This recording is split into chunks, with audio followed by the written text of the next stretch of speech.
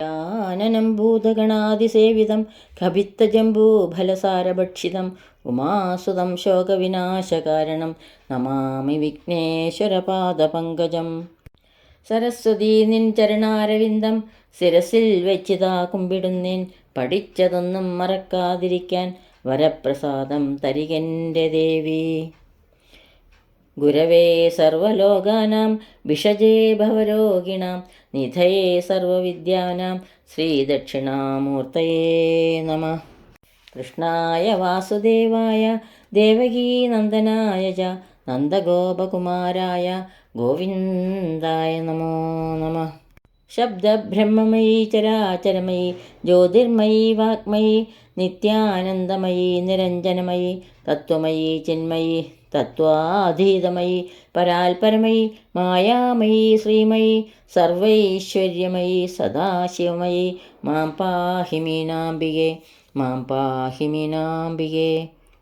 സരസിജനിലയേ സരോജഹസ്തേ ധവളതമാംശുഗന്ധമാല്യശോഭേ ഭഗവതി ഹരിവല്ലഭേ മനോജ്ഞേ ത്രിഭുവനഭൂതികരീ പ്രസീദ മഹ്യം.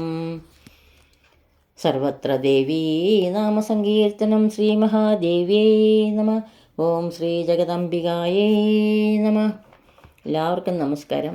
ശ്രീ ശങ്കരാചാര്യർ രചിച്ച സൗന്ദര്യലഹരിയിലെ 71 മുതൽ 75 വരെയുള്ള ശ്ലോകങ്ങളാണ് ഇന്നിവിടെ സ്മരിക്കുന്നത്. ശ്ലോകം 71.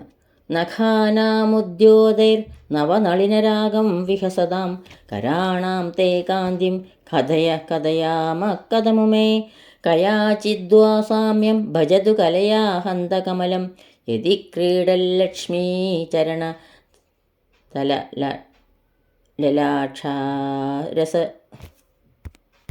യതി ക്രീഡല്ലക്ഷ്മീ ചരണദലലാക്ഷാരസജനം. നഖാനാമുദ്യോതൈ നഖങ്ങളുടെ ഉത്കൃഷ്ടകാന്തികളായ നവനളിനരാഗം പുതിയ ചെന്താമരപ്പൂവിൻ്റെ ചുമപ്പിനെ വിഹസത പരിഹസിക്കുന്ന കരാണാം കാന്തി കൈകളുടെ കാന്തിയെ ഖദം എങ്ങനെ കഥയാമ ഞങ്ങൾ വർണ്ണിക്കുന്നു. കയാചിത് വ ഏതെങ്കിലും വിധത്തിൽ ഭജതു ഭജിക്കുന്നു. യതി ഭവേത് ഭവിക്കുമെങ്കിൽ ക്രീഡൽ ലക്ഷ്മി ചരണതലലാക്ഷാരസജനം അതിൽ ക്രീഡിക്കുന്ന ലക്ഷ്മീ ദേവിയുടെ പാദതലത്തിലുള്ള ചെമ്പഞ്ഞിച്ചാറ് പറ്റിയതായി കലയ അല്പമെങ്കിലും ഹന്ത കഷ്ടം ഉമേ പാർവതീദേവി. അല്ലയോ സർവചിന്താകാരിണി, നഖങ്ങളുടെ ഉജ്ജ്വലകാന്തികളാൽ ഇപ്പോൾ വിരിഞ്ഞ ചെന്താമരപ്പൂവിൻ്റെ ചുവപ്പിനെ അപഹസിക്കുന്ന നിന്തിരുവടിയുടെ കൈകളുടെ കാന്തിയെ ഞങ്ങൾക്ക് എങ്ങനെ വർണ്ണിക്കാൻ കഴിയും? ചെന്താമരപ്പൂ വല്ലവിധത്തിലും അല്പമായ സാദൃശ്യത്തെ നിന്തിരുവടിയുടെ കരതല സൗന്ദര്യവുമായി വർണ്ണിക്കാൻ കഴിയുമോ? കഷ്ടം, ചെന്താമരപ്പൂവിൽ ക്രീഡിക്കുന്ന ലക്ഷ്മീദേവിയുടെ പാദത്തിലുള്ള അരക്കുചാറ് പറ്റിയതായി ഭവിച്ചാൽ മാത്രമേ ഈ സാദൃശ്യത ഉള്ളതായി സങ്കല്പിക്കാൻ പോലും കഴിയുകയുള്ളൂ. മഹാദേവി മഹാലക്ഷ്മി തന്നെയാണെന്ന് സമർത്ഥിക്കുകയാണ് ഈ ശ്ലോകത്തിലൂടെ ആചാര്യൻ ചെയ്യുന്നത്. ദേവിയുടെ നഖത്തിൻ്റെ വർണ്ണനയിലൂടെ കവി ഇത് സാധ്യമാക്കുന്നു. ദേവിയുടെ നഖത്തിൻ്റെ കാന്തി വർണ്ണിക്കാൻ കവി കൂട്ടുപിടിക്കുന്നത് പുതുതായി വികസിച്ച ചെന്താമരപ്പൂവിൻ്റെ ചുവപ്പിനെയാണ്. എന്നാൽ അങ്ങനെ ദേവിയുടെ നഖത്തിൻ്റെ നിറം ചെന്താമരപ്പൂവിനോട് താരതമ്യപ്പെടുത്തുന്നത് ചെന്താമരപ്പൂവിനെ പരിഹസിക്കുന്നതിന് സമാനമാണെന്ന് കവി തിരിച്ചറിയുന്നു. ദേവിയുടെ നഖവർണ്ണന അസാധ്യമാണെന്ന് ബോധ്യപ്പെട്ട കവി ദേവിയോട് തന്നെ നഖകാന്തിയെ സർവർക്കുമായി ബോധ്യപ്പെടുത്താൻ അഭ്യർത്ഥിക്കുന്നു. ദേവിയുടെ വർണ്ണന ദേവിയുടെ തന്നെ ആത്മസത്തയാണ്. ഒരാളുടെ ആത്മസത്ത വർണ്ണിക്കാൻ അവർക്ക് മാത്രമേ കഴിയൂ. തൻ്റെ പരിമിതികൾ ബോധ്യപ്പെട്ട് കവി ദേവിക്ക് മുന്നിൽ കീഴടങ്ങുന്നതാണ് ഈ ശ്ലോകത്തിലെ കവിത്വം. ശ്ലോകം 72. സമം ദേവി സ്കന്ദ ദ്വീപവദനപീതം സ്തനയുഗം തവേദം നഃ ഖേദം ഹരതു സതതം പ്രശ്നുതമുഖം യഥാലോക്യാശങ്കാകുലിതഹൃദയോ ഹാസജനക സ്വകുംഭൗ ഹേരംബ പരിമൃശതി ഹസ്തേന ജഡിതി. സമം ഏകകാലത്തിൽ സ്കന്ദദീപവദനപീതം സുബ്രഹ്മണ്യനായും ഗണപതിയാലും പാനം ചെയ്യപ്പെട്ട സതതം പ്രശ്നുതമുഖം എല്ലായ്പ്പോഴും പാൽ ചുരുത്തുന്ന മുഖത്തോടു കൂടിയ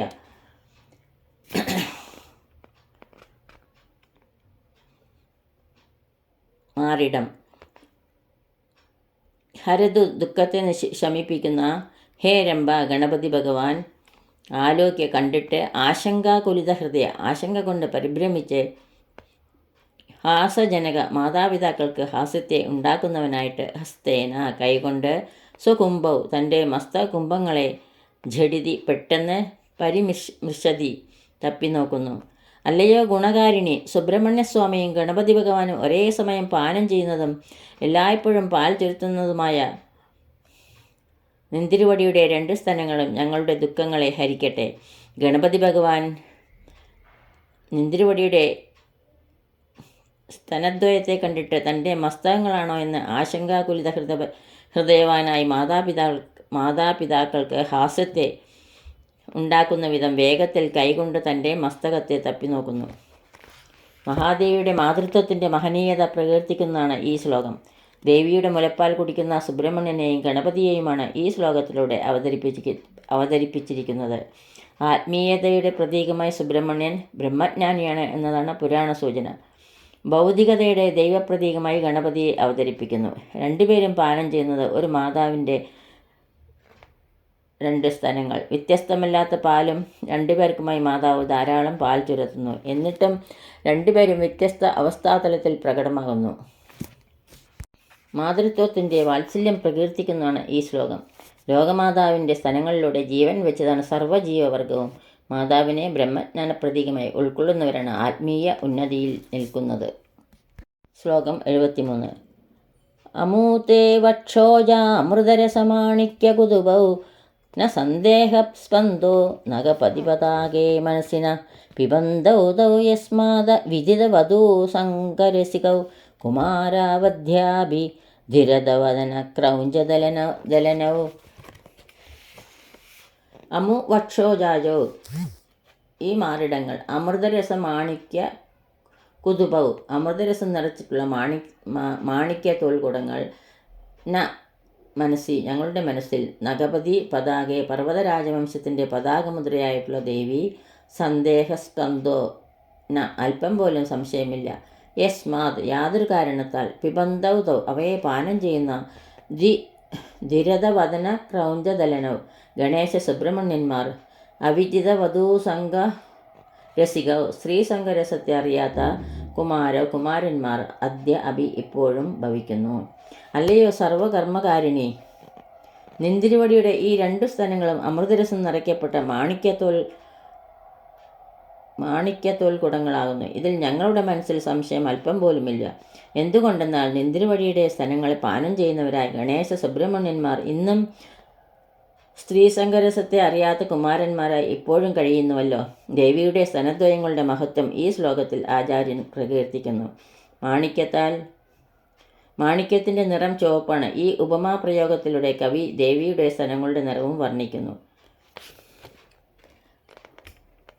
ശാപം ഗ്രസിച്ചതിനാൽ ദേവതകൾക്ക് ജരാനര ബാധിച്ചെന്നും അമൃതം പാനം ചെയ്ത് ദേവതകൾ നിത്യയൗവനം പ്രാപിച്ചെന്നുമുള്ള പുരാണ കഥയെ ഇതിനോട് യോജിപ്പിച്ച് ചിന്തിക്കുമ്പോൾ ദേവിയുടെ മുലപ്പാൽ എല്ലാ ദേവതകളും പാനം ചെയ്തു എന്നും അതിലൂടെ സർവ്വദേവതകളുടെയും മാതൃത്വം ദേവിയിൽ ഭവിച്ചു എന്നും ചിന്തിക്കണം. അമൃതിൻ്റെ ഉറവിടമാണ് ദേവിയുടെ സ്തനദ്വയം എന്ന് കവി ഇതിലൂടെ സമർത്ഥിക്കുന്നു. ശ്ലോകം 74. മഹത്തെമ്പ സ്തംഭേരമദനുജകുംഭപ്രകൃതിഭി സമാരബ്ധ മുക്ത മണിബിരമലാം ഹാരലതികാം കുജാഭോഗോ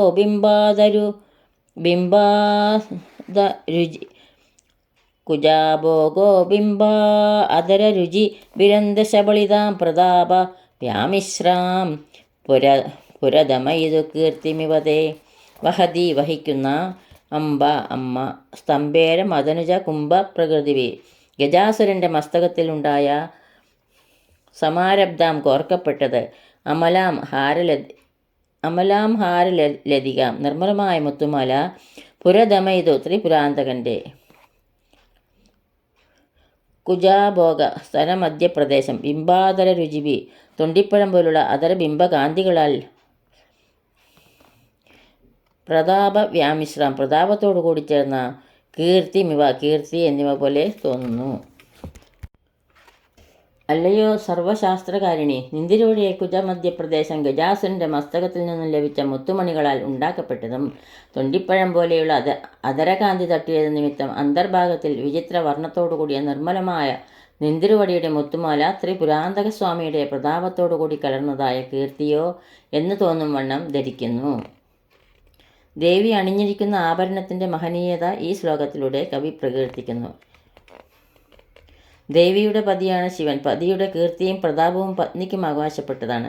പരമശിവൻ ഗജാസുരനെ നിഗ്രഹിക്കുന്ന പുരാണ കഥയാണ് ഈ ശ്ലോകത്തിൻ്റെ പ്രതിപാദ്യ വിഷയം. ഗജാസുരൻ്റെ മസ്തകത്തിനുള്ളിലുള്ള മുത്തുകൾ ദേവി ആഭരണമായി അണിഞ്ഞിരിക്കുന്നു. പതിയുടെ യുദ്ധവിജയം പത്നി തൻ്റെ അലങ്കാരമാക്കുന്നു. അത് പത്നീധർമ്മം തന്നെയാണ്.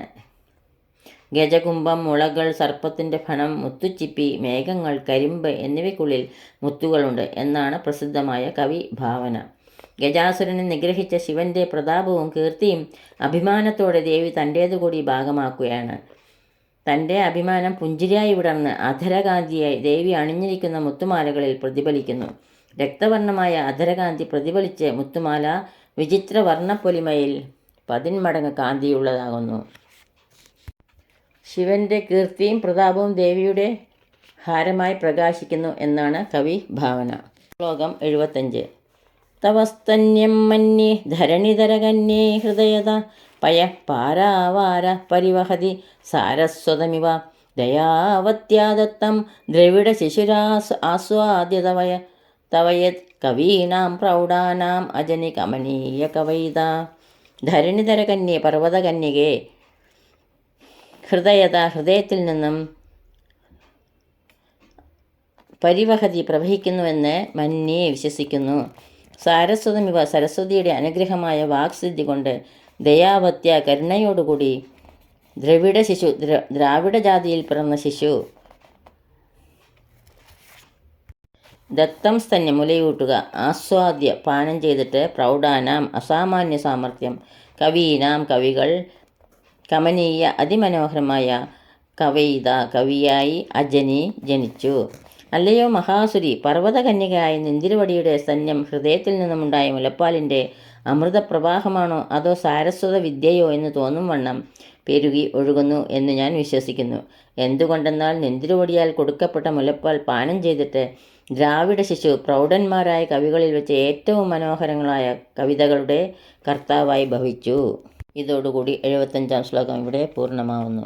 സർവത്ര ദേവീ നാമസങ്കീർത്തനം. ശ്രീ മഹാദേവ്യേ നമഃ. ഓം ശ്രീ ജഗദംബികായൈ നമഃ. യദക്ഷരപദഭ്രഷ്ടം മാത്രാഹീനം ത്വയേദ്ഭവേത് തത്സർവം ക്ഷമ്യതാം ദേവി നാരായണി നമോസ്തുതേ. കായേന വാചാ മനസേന്ദ്രിയൈർവാ ബുദ്ധ്യാത്മനാ വാ പ്രകൃതേ സ്വഭാവാത് കരോമി യദ്യത് സകലം പരസ്മൈ നാരായണായേതി സമർപ്പയാമി. സർവം നാരായണായേതി സമർപ്പയാമി. സ്വസ്തി പ്രജാഭ്യഃ പരിപാലയന്താം ന്യായേന മാർഗേണ മഹീം മഹീഷ. ഗോബ്രാഹ്മണേഭ്യഃ ശുഭമസ്തു നിത്യം. ലോകാ സമസ്താ സുഖിനോ ഭവന്തു. ലോകാ സമസ്താ സുഖിനോ ഭവന്തു. എല്ലാവർക്കും ശാന്തിയും സമാധാനവും ആ ജഗദംബികയുടെ കൃപാകടാക്ഷവും എപ്പോഴും ഉണ്ടാകട്ടെ എന്ന് പ്രാർത്ഥിക്കുന്നു. സർവത്ര ദേവീ നാമസങ്കീർത്തനം. ശ്രീ മഹാദേവ്യൈ നമഃ. ഓം ശ്രീ ജഗദംബികായൈ നമഃ.